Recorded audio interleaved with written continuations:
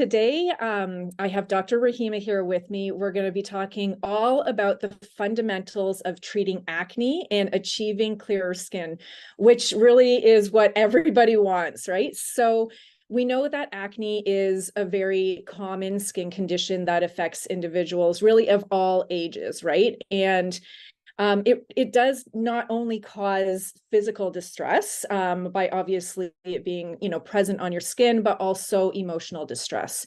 And we know that traditional treatments will often target a lot of the symptoms. A growing body of research suggests that nutrition, supplements, and topical skin products can really play a significant role in managing and preventing acne breakouts. So really, this presentation today aims to shed light on the latest scientific findings surrounding acne and its connection to diet. We're also going to explore the impact of key nutrients on skin health. We're really going to dive into the potential benefits of supplements and examine the efficacy of topical skin products in achieving clearer and healthier skin.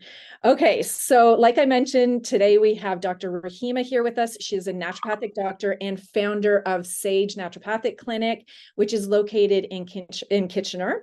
She's the co-founder of the Tummy Clinic and co-founder of Tank Nation Skincare, which is a probiotic-based skincare line specifically created to treat acne.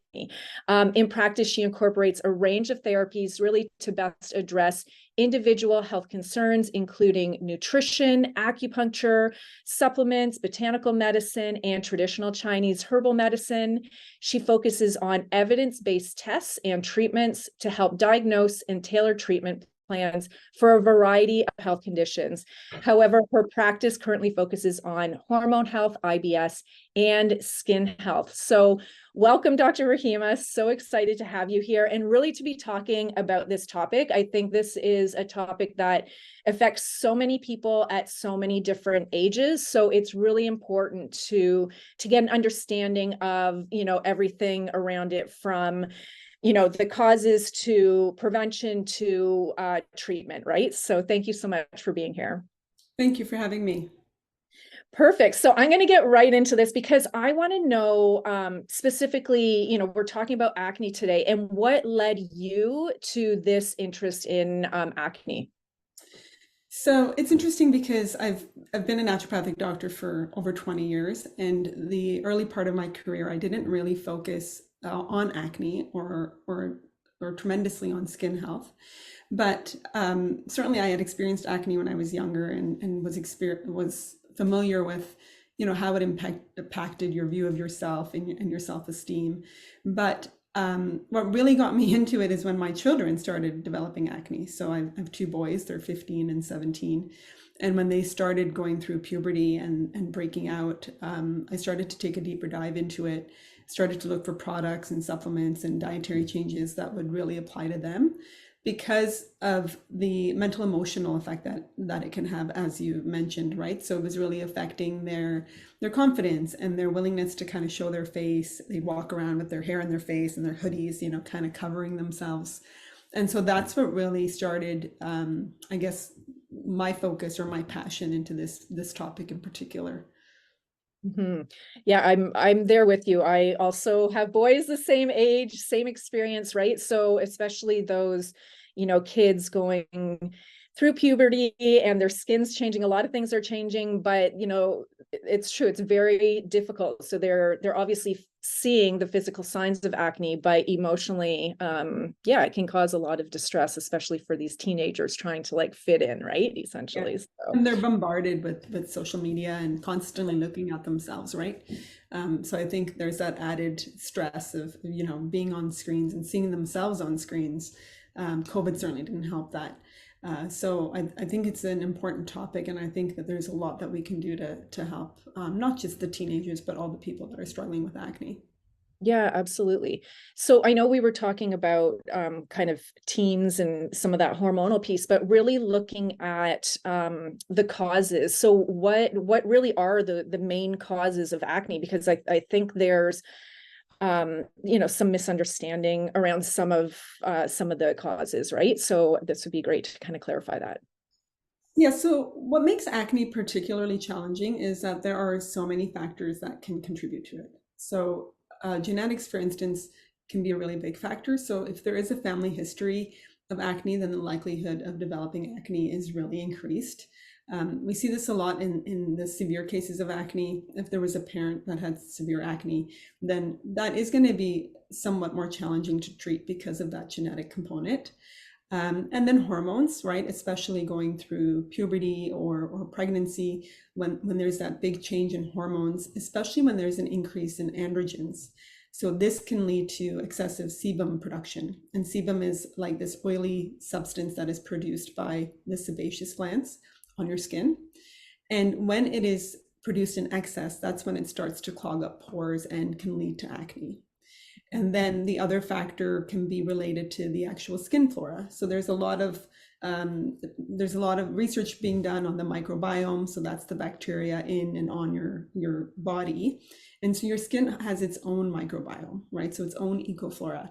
And when you start to see imbalances in that microflora, you'll see certain types of bacteria that, when not controlled, or if the diversity of the skin microbiome isn't balanced, that bacteria can be problematic and can lead to the aggravation of acne as well. Diet is really important when it comes to acne. And same with other factors like the cosmetics that people might be using, the skin products that they might be using. Stress can be a factor. So really there's multiple different things that you want to look at when you're trying to help somebody with acne. Yeah, absolutely. And I think that's great that you really are clarifying that there's so many different areas to look at, and it's not just a matter of you have acne and just do this one thing, or it's just hormones, right? So it can really be a combination of many different things. And also I think it's really interesting how you mentioned that microbiome and the bacteria on our skin, and that being a piece of it, because I think that's really something that hasn't been talked about a lot. And I know they're doing a lot more research around that right now, but really people are probably not aware of that. So, that's great information for people to have. Now, you did mention diet also. So can you, dive a little bit deeper into really how does diet impact acne and really skin health in general? And then maybe if there's specific foods that can like trigger breakouts, just because I know there's a lot of people that are like, okay, diet has an impact, but what is it? So if there's some kind of common foods that are triggers. Yeah, for sure. So the impact of diet on acne is not always as clear as we would like it to be, but there are definitely some dietary factors that we know can worsen acne. And one of the things that can really help when you're trying to treat acne is to try to focus on a diet that is low in glycemic index. So focusing on foods that take longer to break down into sugar, that don't have as much of an impact on the insulin secretion from the pancreas. So the foods that are higher in glycemic index that you really want to try to avoid are, the typical ones that we know to avoid, right? White bread, sugar, processed foods. These are things that can easily break down and rapidly spike blood sugar levels. And then in turn, that increase in insulin.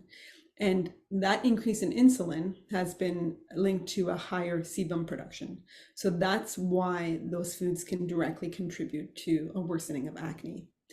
On top of that, increased insulin can also lead to increased production of IGF-1, or insulin-like growth factor, insulin-like growth factor 1, and it can also aggravate acne because it increases inflammation while also increasing sebum production. So it becomes a little bit of a vicious cycle because the insulin will increase the production of IGF-1, which will then increase the secretion of insulin. And all of that contributing to excessive inflammation and sebum production, worsening acne. So focusing on a Mediterranean type diet, making sure that you've got some lean protein, some good fats, some low glycemic carbs like whole grains, fruits, vegetables, nuts. All of those things are really going to help to control the inflammation and the insulin secretion, which can really have a big impact on the acne in totality. And then in terms of specific foods, There's always a lot of talk about, does gluten make acne worse? Does chocolate make acne worse? There's really, again, not a ton of evidence supporting the elimination of a whole bunch of foods, but there are certain ones that definitely contribute to worsening of acne. And so dairy is definitely one of them. But what's interesting about dairy is that its impact is worsened when consumed in excess. So what that means is that most individuals can have about 3 servings a week, maybe even up to 6 servings a week of a higher fat dairy and a smaller serving of it, and it won't aggravate their acne. But as soon as you start having consuming dairy products every day in copious amounts, that's when you really see the aggravation of acne. So I'll often tell my patients to try to limit it to 3 servings a week and really focusing on good quality, higher fat types of dairy. So that one in particular you want to pay attention to. And then the other one is chocolate. And chocolate has really been shown to exacerbate acne. So when I'm treating a patient with acne, I'm really asking them to eliminate chocolate completely. And unfortunately, this applies to all types of chocolate. So not everyone's happy to hear that piece, but there's definitely a correlation between chocolate and acne. Okay, great. Yeah, that's great information because yeah, it can be a little bit overwhelming when people are wondering like how should they be changing their diet. So, I mean, that's great information in terms of like those trigger foods that can, really cause those breakouts. So you've spoken about diet. Now let's get a little bit into kind of like the supplements and topicals and that type of stuff. So are there any specific like nutrients or supplements that can help prevent or treat acne? What are you finding there? Yes, there's definitely several supplements that have been shown in the research to really reduce acne and inflammation. And at the top of that list is zinc. So zinc has been shown to reduce inflammation and the severity of acne, especially if there is a zinc deficiency. Now, it's not always easy to test if you've got a zinc deficiency, but there are ways that you can do that. There's the zinc tally test. There's also some blood tests that you can do. But it's important that if you're going to start with zinc, start low and go up slowly, because excessive zinc can also have some adverse effects. So you don't want to over supplement with zinc, but definitely it has been shown to help when it comes to acne and inflammation. The other one that has been shown to be helpful is omega-3. So they have an anti-inflammatory properties that can really help to reduce inflammation associated with acne. And these are the fats that we find in fatty fish and in certain plant sources like flax seeds and chia seeds and walnuts. And, even supplementing with an omega-3 fatty oil is really helpful. You do want to be careful. A lot of times patients will come in and they're taking a 369 or they're taking, various different qualities of omega-3 or fish oil that isn't necessarily what we're looking for when we're trying to treat acne. Probiotics. So speaking of the microbiome, getting probiotics can be really helpful for the gut, but then that can also impact the microbiome on the rest of your body, right? So that includes your skin health. So probiotic supplements or foods containing probiotics, so things like yogurt, kefir, and fermented vegetables, may be worth considering as part of an overall acne management approach. Vitamin D. So vitamin D, it's interesting. It's especially helpful if there is a deficiency. Most people in Canada, especially, need to be supplementing with the vitamin D because we're too far north to make enough, even in the summer, contrary to popular opinion. So a lot of people are deficient in vitamin D. So just correcting that deficiency can often help to manage acne. And then the last one that's really interesting right now is lactoferrin. So this is a new one that's coming up. It's really exciting. There's a little bit more research happening on it. And lactoferrin is one of the proteins from whey. So it's like a whey protein derivative. And the new research is showing that it can be helpful when it comes to treating acne. But what I think is important when we're talking about supplements is you really need to give the supplements enough time to work. They're not going to work overnight. It's really important that you take them properly. So ideally under the management of a healthcare practitioner, because they're not always, they're not usually going to cause huge adverse side effects. but that also doesn't mean that they're 100% safe for everybody, especially in high doses. So really, you want to put together a complete plan, including supplements, including diet and lifestyle, before you just kind of dive in and go to the health food store and stock up on some of these things. Right, absolutely. Yeah. And I think too, like you mentioned with supplements, even knowing when to take them, if you're taking medications, maybe you're on other supplements, just combining them. There's a lot of factors that come into that. So that's a great tip to think about also. Now, so we've spoken about, specific nutrients and supplements that can be beneficial. Now, how about some topical support? Because really, it is about like that full picture, like you already mentioned, whether it's diet and supplements, but obviously there's topical solutions also. So what's your thoughts on those? Yeah, so I think that when it comes to topicals, I really think that they are an integral part of the overall treatment plan. My personal view is that you're not going to be able to get as much leverage out of topicals if you're not doing all of the other things, right? So if you're not focused, if you've got a terrible diet and your blood sugar is out of control, then the topicals will have some value, but it really needs to be part of a complete approach. And so when it comes to using topicals for acne, I do really like the ones that are exfoliating. So things like salicylic acid or niacinamide, because they do help to unclog those pores that we were talking about that can get clogged up with sebum.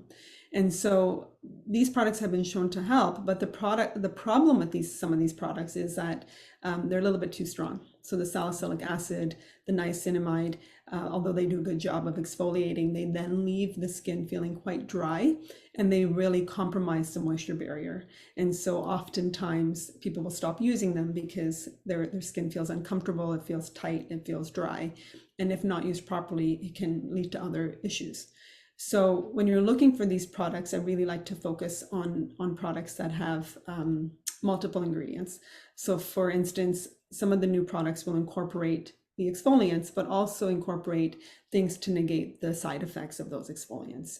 And one of those products is one that we have launched that I've been involved with. And what we've done is we've taken a salicylic acid, but added sea buckthorn in it, so that the sea buckthorn will negate the drying properties of the salicylic acid. Or adding probiotics and prebiotics to moisturizers, because what that does is it changes the diversity of the bacteria on the skin. So not only does it make it less drying and less irritating, but it also changes the diversity of the ecoflora and balances it in a way that makes your skin less likely to break out in the future. So the new products that are coming out are really quite exciting from this standpoint. And I think what's also important is that sometimes you have to try a few, right? And again, you got to give it enough time. Trying a product for a week is usually not enough time. So you want to give it at least 3 or 4 weeks. You want to make sure you're using the products correctly, which also assumes that you're not overusing them. And then, sometimes even after doing that, if it's not working for you, then it's okay to try something else, because everybody's different and their skin needs are different. Mm-hmm. Yeah, and I mean those ingredients that you're talking about, it sounds like that those are really like cutting edge ingredients that are aligned with all of the research in terms of like sea buckthorns and omega, like adding probiotics into a topical, solution or cream. Like these are things that people may have been using internally for treatment, but not necessarily seeing these ingredients in, topical preparations for acne. I think that's amazing that those ingredients are actually, added into the topical skincare regime that people are using, because it can make a significant difference. And I think, again, like this is stuff we're not really seeing out there, in terms of on the shelf or, even in social media. Not to see those ingredients. I think this is great that it's cutting edge technology that you're using here. So that's amazing. Yeah. So just in terms of, other things that people should be considering really when trying to reduce acne, is there anything else that you can think of really just kind of to summarize this all? Yeah, absolutely. So again, you really do have to make like a concerted multifactorial approach, right? So you look at your diet, you look at your supplements, you look at your stress levels, you look at your topicals. But then there's a few other things that I find people often miss. And so you have to look at your environment, right? So look at your bedding, look at where you're sleeping. So often patients, they're not washing their sheets very often. So you really want to be washing your bedding, washing your sheets at least once a week in hot water. If you're struggling with acne, this can be a big help for some people, especially if it's due to that extra bacteria or lack of diversity. So that can be really, really helpful. If you're having trouble with dry skin as well, like perhaps you're doing all the treatments, but then you're getting some dryness because of that, then a humidifier can also be really important, because if you've got kind of dry, cracked skin, now it's going to be more likely to develop acne, or more likely to be susceptible to inflammation. So making sure that the humidity is okay in your house, or in your bedroom at least, is really, really helpful. The other thing I will often recommend is an air purifier, because that'll help to get some of the allergens in the air out of the air, so that it's not impacting your skin as much. And those are kind of the big ones. The other thing that I'll often tell people, and what I mentioned earlier, is when you're using your topicals or when you're washing your face, more is not always better, right? So sometimes you can overdo it, and then you can have a lot of side effects from that. Again, that dryness, that irritated skin, just from overwashing or scrubbing too hard even, right? That friction can really aggravate the skin. So these are often things that I think people aren't always aware of when they're trying to treat their acne. Yeah, there's some great tips. And I love how, really, like, we've spoken about diet, we've spoken about different nutrients and supplements, you've spoken about the topical support, and now even, everything else in terms of bedding, and, so that's fantastic. Really, that's a great overview, a lot of great information here. I just want to say thank you so much, Dr. Rahima, for being here, and really, giving us that really deep dive into, acne treatment causes, really everything about acne. This is some great information. Thank you again for being here. And yeah, hopefully we'll have you back. Yeah, thanks for having me.